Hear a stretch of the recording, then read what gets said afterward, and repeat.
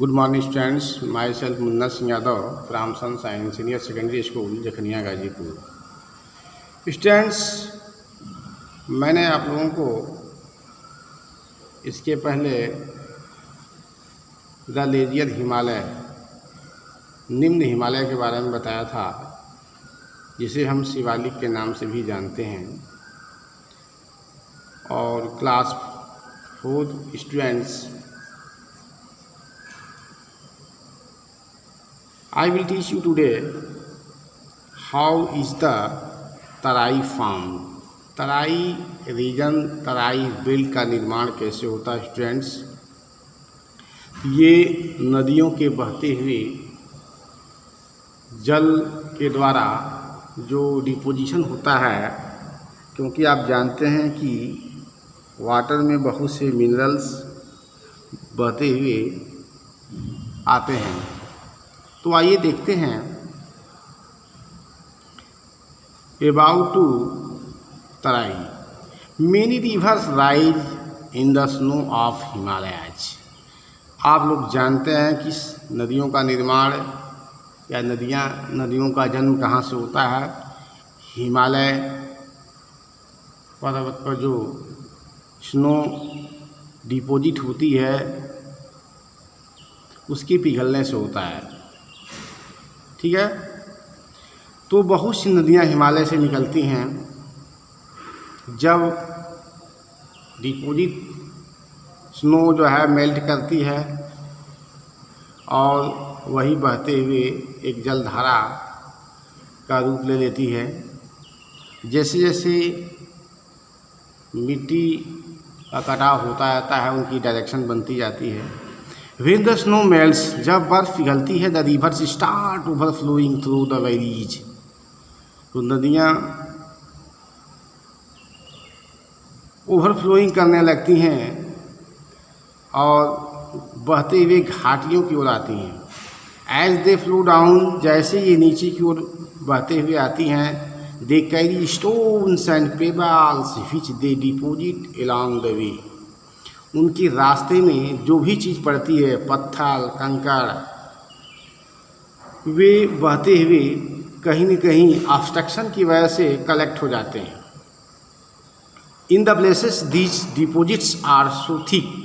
किसी किसी स्थान पर जो बहते हुए पत्थर कंकड़ आते हैं, इकट्ठा होते हैं और ये अधिक मात्रा में इकट्ठा हो जाते हैं। That they trap the water, जिससे पानी क्या करता है, वहीं पर ट्रैपिंग करता है।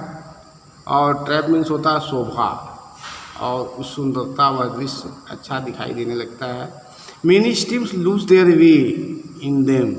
और जो डिपॉजिट होता है, जो डिपॉजिट्स होते हैं, उनकी वजह से जो एक थिक डिपोजिशन की वजह से ये अपना डायरेक्शन चेंज कर देती हैं। डायरेक्शन चेंज कर देती हैं। This water slowly ship down and creates marshes. और वहाँ से वह वाटर जो है रिसाव के माध्यम से फैल जाता है अदर एरिया में, जो एक दलदल भूमि डेवलप करता है। वही जो एरिया होती है वही तराई कहलाती है, जिसकी फर्टिलिटी बहुत हाई होती है। Portion of the Terai have now been clear and crop are being grown. अब आपको तराई के बारे में क्लियर हो गया होगा, और वहाँ पर फसलें भी बोई जाती हैं। People grow important crops like wheat and sugar cane. लोग गन्ना बोते हैं और गेहूँ बोते हैं। A number of national parks and sanctuaries have been developed in this reason.